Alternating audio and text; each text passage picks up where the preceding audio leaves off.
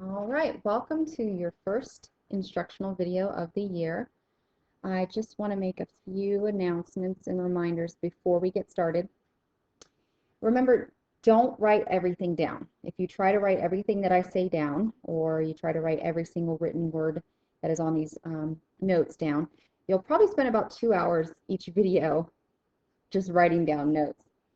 The pause button is your friend. Whenever I put an example up, where it requires you to think, in order to save time, I'm just going to go right into the example. So you're going to have to pause every time that I show a problem. And I'll remind you along the way to pause the video so that you can solve the problem before I do. The goal here is to really, truly listen. If you find yourself spacing out, click on the pause button, review the last notes that you took, and then rewind to the last spot that you remember paying attention to. Like I said, don't write everything down. You're going to spend way too much time writing and not enough time focusing and listening. I will put little asterisks by the information that I find to be really important. And you always want to have a couple of examples in your notes as well. So maybe the first example that we work together you put in your notes, and the other two you just work along with me. All right, so let's get started. Inductive reasoning and Venn diagrams. This is not a very mathematical way of doing things as you would think. The focus in geometry is really looking for patterns and finding relationships, and you really have to work on your thinking skills and your reasoning skills. So the first chapter of this year is inductive reasoning and Venn diagrams. All has to do with logic, logical thinking and reasoning skills.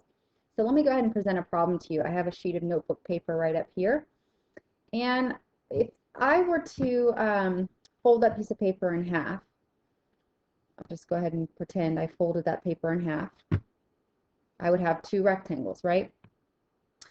If I were to fold again, so let's say I fold down here,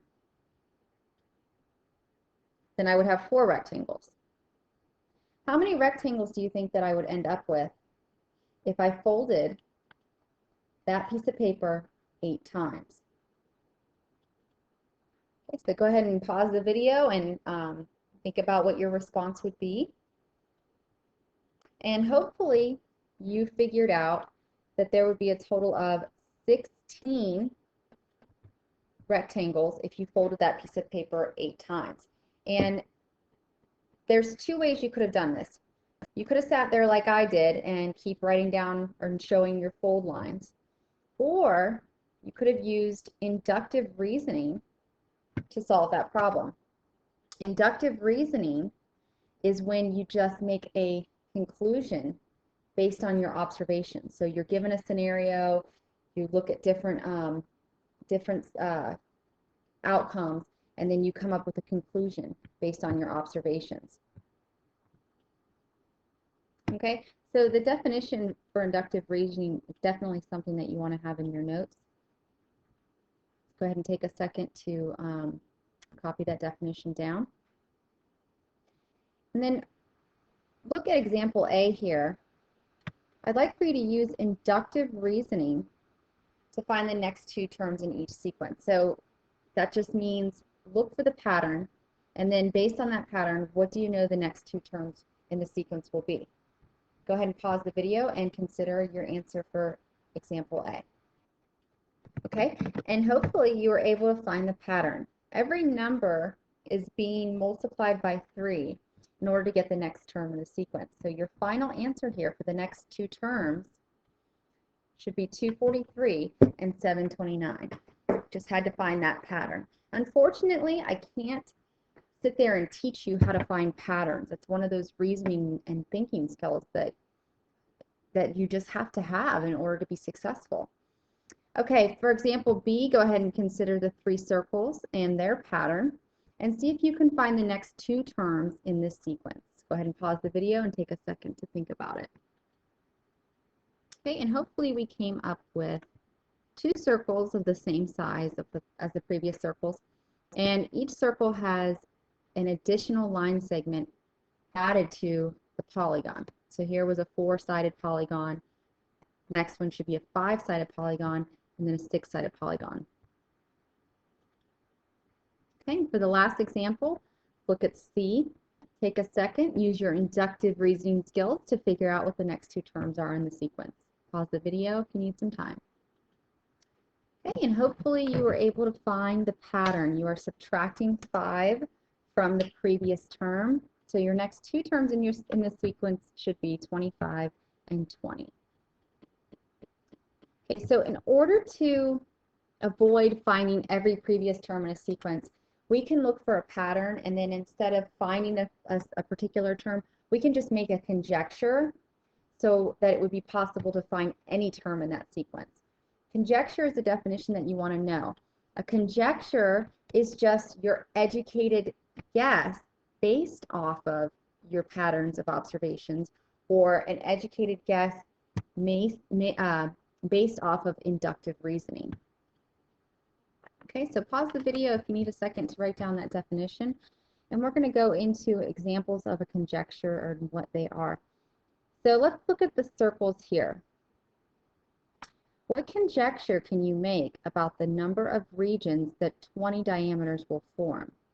So what is the general rule that I can make about the number of diameters in relationship to the number of regions that the diameters will form?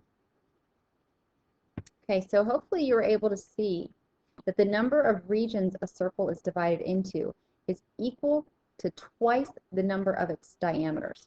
So for the first one, we had 1 diameter, 2 regions. 2 diameters, 4 regions. 3 diameters, you get the picture, 6 regions. So take the number of diameters, multiply it by 2, and that gives you the number of regions. So your conjecture is here. This first part is your conjecture about the number of regions. And then your conclusion, those sorts of messy. Your conclusion is that 20 diameters will form 40 regions. All right, so let's look at the next example. What conjecture can you make about the 21st term in this sequence? Go ahead and pause the video if you need a minute. Okay, and hopefully you were able to see that every odd numbered term in the sequence, odd meaning 1, 3, 5, every odd numbered term in the sequence is represented by an R. And since 21 is an odd number, then the result will be an R. Okay. Not all of your conjectures are going to turn out to be true. You should test your conjecture multiple times, and you can prove that your conjecture is false by finding one counterexample. A counterexample is definitely something you're going to want to have in your notes as well. Okay, and a counterexample is just an example that's going to prove a conjecture false. So take a second and write that definition down. Pause the video if you need to. I'm going to put a star by it so we know it's important. Okay. So let's think about a counterexample. It's an example that proves that a conjecture is false. So here's my conjecture. If a month starts with the letter J, then it is a summer month. Can you come up with a counterexample to that conjecture? And hopefully you all knew that January is not a summer month. It's a winter month, and it does start with a J. So all you'd have to write for your counterexample is the word January. You don't have to explain that it's a winter month, hopefully. We know that. Okay, so take a second to consider example B. Come up with a counterexample, or you can connect any 3 points to create a triangle. Okay, so this is my counterexample. Ready? There's 3 points, and connected them, did not form a triangle. You would just have to draw a picture of that. Or you could write out an explanation that, 3 points in a straight line would never form a triangle. Okay, go ahead and take a look at the next example. When you multiply a number by 2, the product will be greater than the original number. So this is my counterexample, -3. When you multiply -3 by a +2, the product becomes -6. And hopefully we know that -6 is a less number than -3. but my conjecture said that the product was going to be greater than the original number. And -6 is not greater than -3. -6 is less than -3. So for this one, you could have written any negative number down as your counterexample. All right, try example D. When you multiply a number by 3, so 3 times a number, then the product is divisible by 6. Remember, to be divisible by means that you can divide it into and it comes out evenly. So for example, 10 divided by 5 equals 2. That means there's no remainder. That's what it means to be divisible by. So see if you can come up with a counterexample. Pause the video if you need it. Okay, and this is what I came up with for my counterexample. If I multiply the number 5 by 3, I'm going to get the number 15. And 15 divided by 6, if you have your calculators with you, it's going to be a decimal. It's going to give you 2.5, and that is not an even number. So for that example, as long as you have a number that you can't divide 6 into evenly, then you're good for your counterexample. All right, a conditional statement. You don't need to write all this down. I just want you to take a second and look at these first 3 bumper stickers. These are bumper stickers, I just pulled them off the internet. And all 3 of these are examples of a conditional statement. So just look at those, read them, see if you can define what a conditional statement is based off of these bumper stickers. And then take a look at this bumper sticker.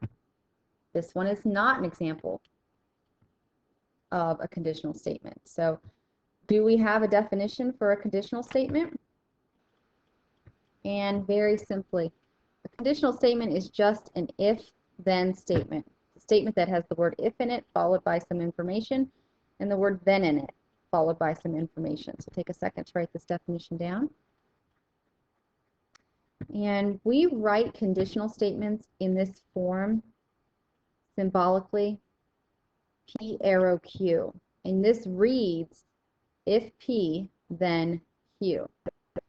P is going to be your hypothesis, and it's going to be everything that follows the if before the then.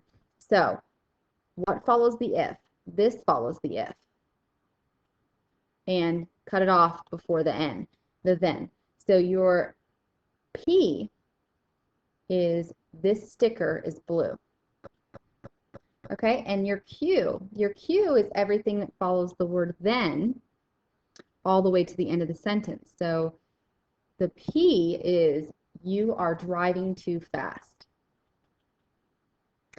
And we write the conditional statement symbolically because it saves us a lot of time when we start manipulating these statements. And you'll see us manipulate the statements in a little bit. A conditional statement has 2 parts to it, the hypothesis and the conclusion. The hypothesis, go back to your bumper sticker, the hypothesis is your P. It's everything that follows the if before the then. So the hypothesis, we can call it P, or we can just say that it's the information following the if statement. Okay, we want to make sure we have this in our notes. And the conclusion is everything that follows the then, or what we called it, your Q. Okay, so just make sure we have this definition down as well. Pause the video if you need a second. So when we had that original bumper sticker up here, slow and steady wins the race, and I said that wasn't a conditional statement. It doesn't mean we're never going to be able to use it or manipulate it or put it in symbolic form. It just means that we can turn it into a conditional statement. The only requirement for turning something into a conditional statement, well, there's 2 actually. It has to say if then, it has to be an if then statement, and it has to make sense. So let's think about how we can turn this statement into an if-then statement. So if you're slow, or if somebody's slow, blah, blah, blah, blah, blah, then what? Okay, so I came up with if someone is slow and steady, then he or she will win the race. And that pretty much makes sense based off the bumper sticker. Okay, so now let's practice a little bit of what we learned. The hypothesis and the conclusion. Look at this following conditional. If an animal is a robin, then the animal is a bird. Let's go ahead and figure out what our hypothesis is and what our conclusion is. Pause the video if you need a minute. And we should have gotten our hypothesis is an animal is a robin, and our conclusion is the animal is a bird. If you wrote down the word if, is that correct? No, it's not. The definition of the hypothesis is it's the statement that follows the if. It does not include the if. Same thing with your conclusion. If you wrote the word then, that is wrong as well. Okay, so let's look at the next example. How can we write the following as a conditional statement? Remember, it has to be an if-then statement. That's what a conditional statement is. But it also has to make sense. It has to be true. So take a second and see how you can turn this into a conditional statement. Okay, and this is the conditional statement that I came up with. I'm going to show you a couple of other examples that you may have come up with if yours isn't on here. If an animal is a dolphin, then it is a mammal. This is a conditional statement. It's an if-then statement, and it is true. If something is a dolphin, if an animal is a dolphin, that is a mammal, because dolphins have hair and they breathe oxygen and they're warm-blooded. Now, did anybody put, if you are a dolphin, then you are a mammal? If you put, if you are a dolphin, then you are a mammal. Unfortunately, this doesn't make sense, because the part here where you say you. How many dolphins do you know that would be reading this? None. Dolphins don't read. So the only way you could be addressing you would be as if you're addressing a person. So saying if you are a dolphin doesn't make any sense, because you, who is reading this, cannot possibly be a dolphin.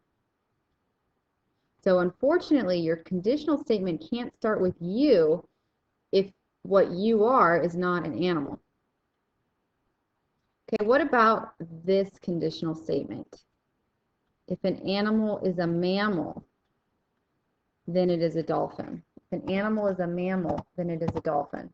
Unfortunately, that also would not work for this statement, because not all mammals are dolphins.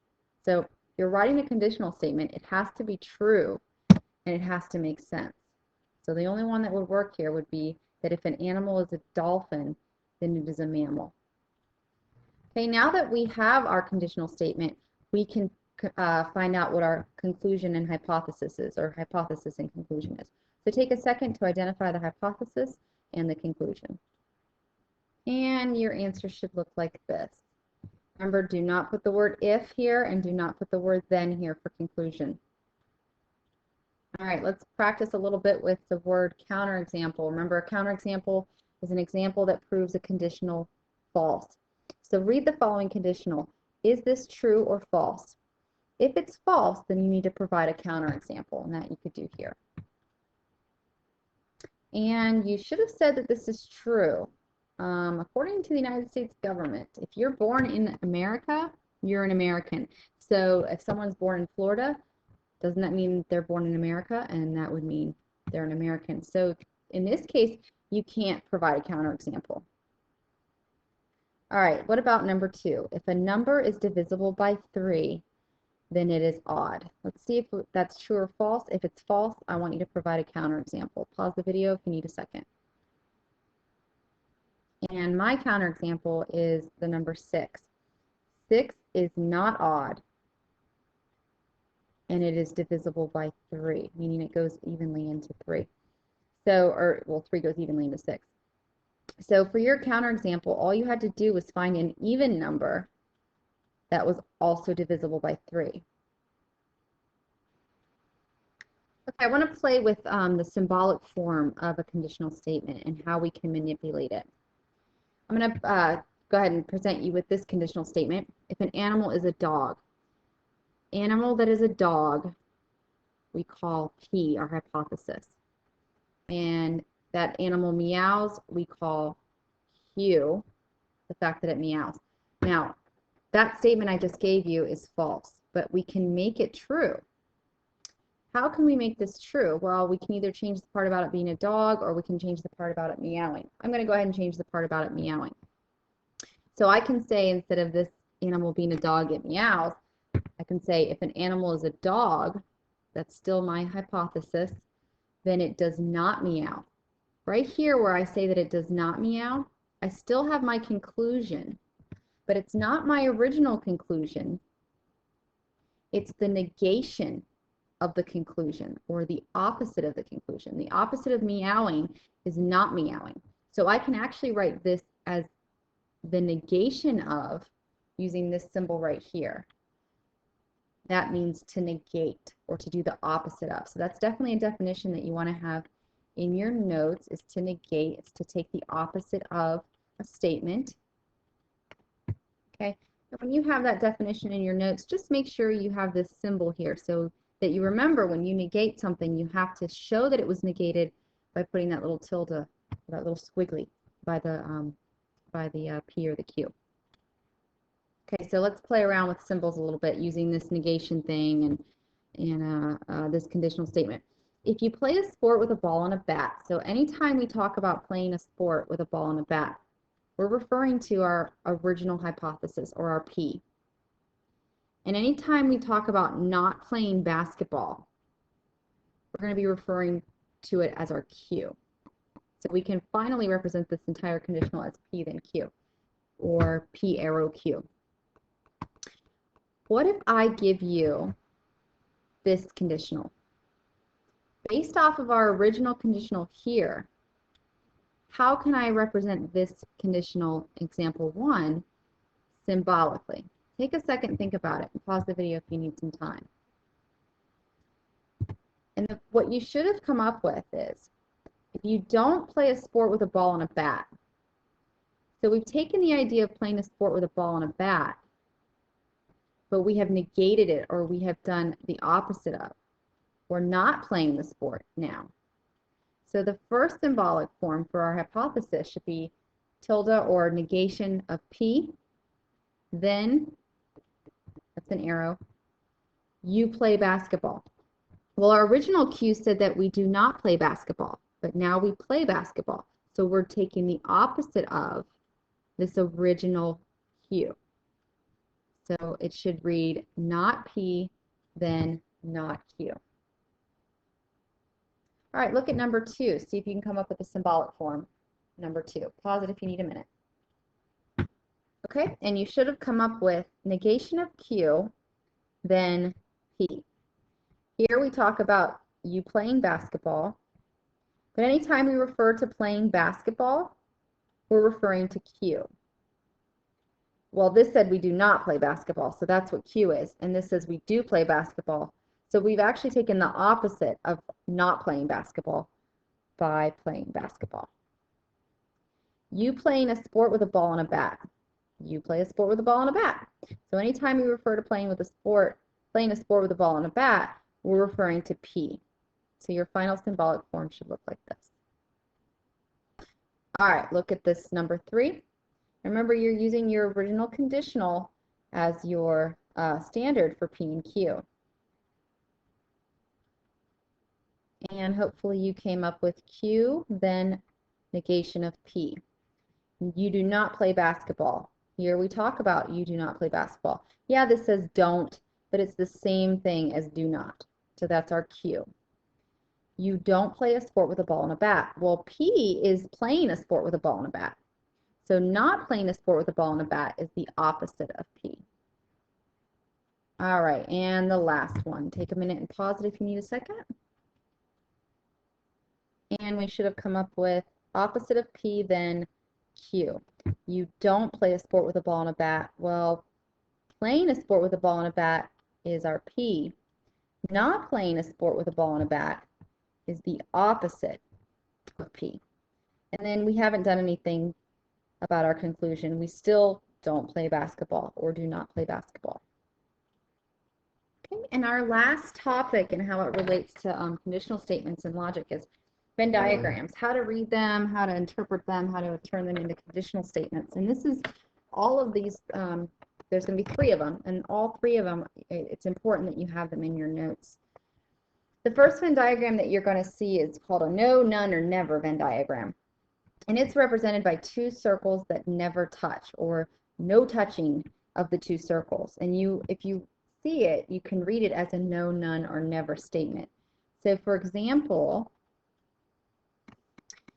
I can have this as a no, none, or never statement. So if I were to read this, it would read that no cats are amphibians, or cats are never amphibians, or there are none cats. That doesn't make any sense, but no cats will ever be amphibians. The second type of Venn diagram is a sometimes or some Venn diagram, and that's represented by two intersecting circles. The sum part of the intersecting circles is here. Okay, so an example that I've given is having mammals on one circle and animals that live in the water on another circle. These mammals here, so everything in this circle, they're only mammals. So cats, dogs, porcupines. And this circle on the right are only animals that live in the water. So you could have fish, coral reef, that type of thing. But here is what's called the conjunction of the two thoughts, or the sum. There are some mammals that live in the water, and that is all of them here. So for example, dolphins would be in this intersecting part right here. Whales, they'd be here too. So a sentence I could write for that would be, some mammals live in the water. And the last Venn diagram that you're going to have to interpret is an all or always Venn diagram. And that's when you have two circles where one circle is completely surrounded by the other. You can read this two ways. You can read it from the inside out. So if I start from the inside, the circle that is completely surrounded, I would say all.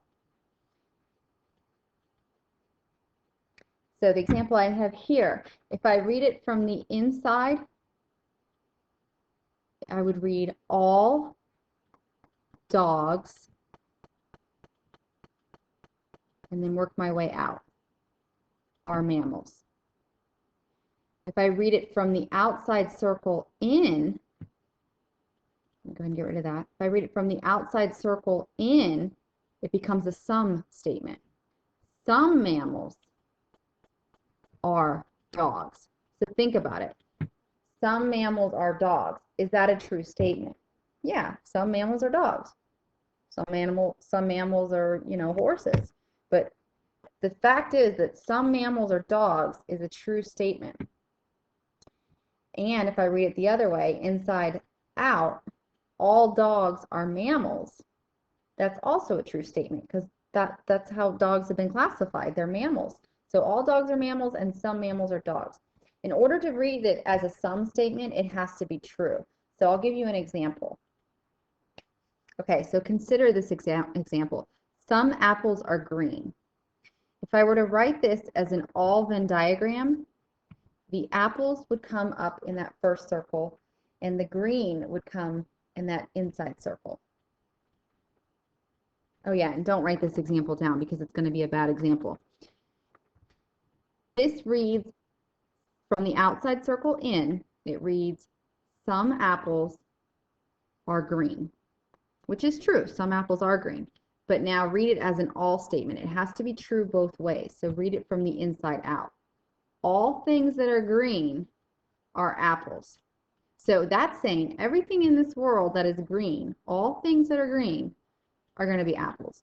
And that is absolutely not true. So we cannot represent this statement, some apples are green, in an all or always Venn diagram. It has to be true both ways. Okay, so remembering your all, some, or none. Let's think of a conditional statement. What's a conditional statement? Conditional statement is your if-then statement. Looking at example A in the Venn diagram, come up with a conditional statement to represent that Venn diagram. So take a second and come up with a conditional statement for example A. Okay, so this is what I came up with, and you should pretty much have one of these examples.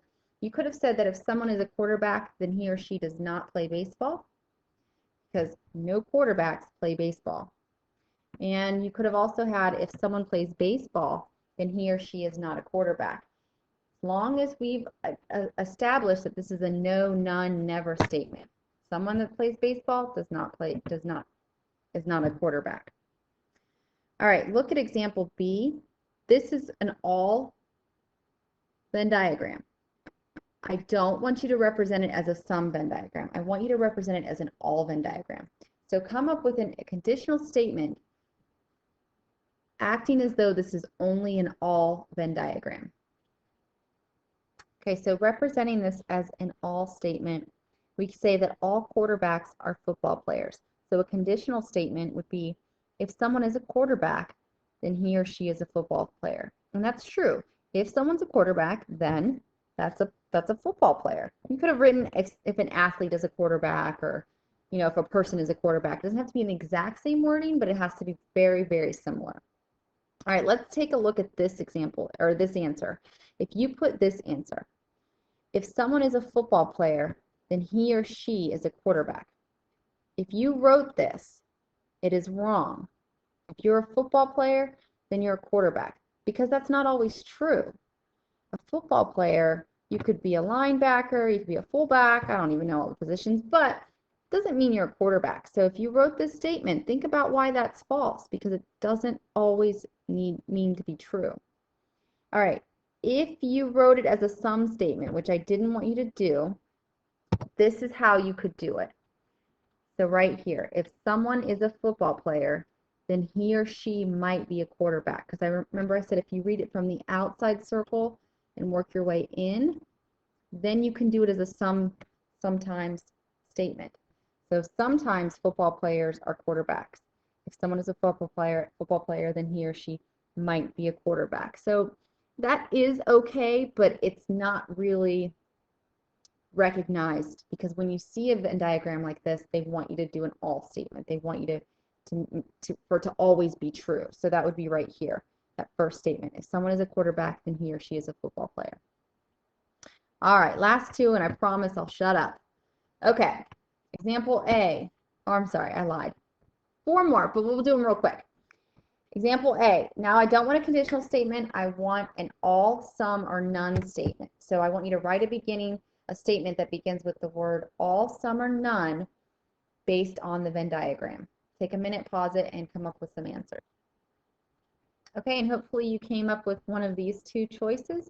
You could have said some students are musicians, or some musicians are students. All right, come up with an all, some, or none statement to match example B.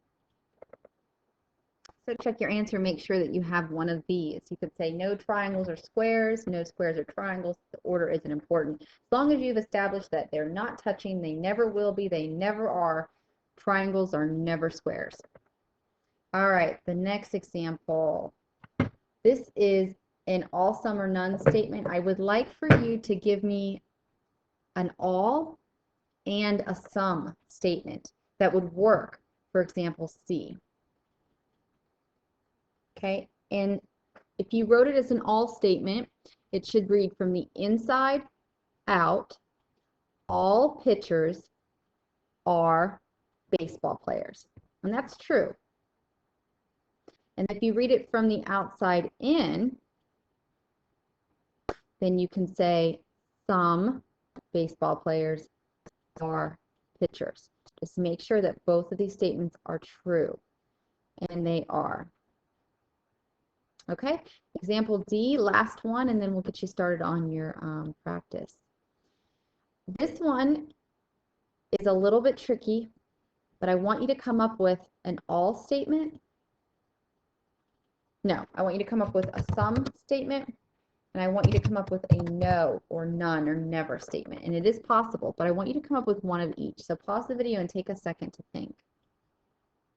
Okay, so look at the following list of my sum statements. You should have one of these on your paper or in your head. Sum. Anytime 2 circles are linking, but not one completely covered by the other, you can make it into a sum statement. So you take each set of circles apart, you can see that the different sum statements. So you have some dentists love to ski. The dentist circle is touching the love to ski circle some of the time. So that's those people right here. Let's look at the next one. Let me get rid of this right here. Oops. Some people who love to ski are without a college education. So here's the people that love to ski. Here's the people without a college education. Here's where they overlap. So those are the people without a college education who love to ski. All right, now let's talk about my no statements. To make a no statement, you have to find the two circles that never touch. And that would be here and here. Those two circles are not touching at all. If you need a highlighter, a colored marker, something like that, let me know so that you can see that those circles never touch. So you can have the following no statements. No people without a college education are dentists, or no dentists are without a college education. And that's absolutely true. In order to be a dentist, you have to have a college education. Okay, so congratulations, you finished your very first video lesson on Venn diagrams and inductive reasoning, and very first video lesson for the class. The next step is to go back onto SchoolNet, and right after this video, you'll see a link for practice Venn diagrams and inductive reasoning. This is a worksheet that's going to have some questions that are going to be very similar to a quiz that you have to pass in order to move on to the next video lesson. So you don't have to do this worksheet. However, if you don't pass your quiz on the first try, you must do this entire worksheet in order to take the quiz again. So it would be in your best interest to look at the worksheet. And remember, there's like 1 every 5 problems that's going to have an asterisk next to it. And that asterisk means that I've gone over that problem in a video, and you can access those on the next video, which is beneath this worksheet, practice Venn diagrams and inductive reasoning. So you don't have to do the entire worksheet, maybe just do the examples that I did with the video, but you do need to pass that quiz in order to move on to the next lesson. So I definitely think we should take a look at this worksheet. If not, move on to the quiz. Good luck.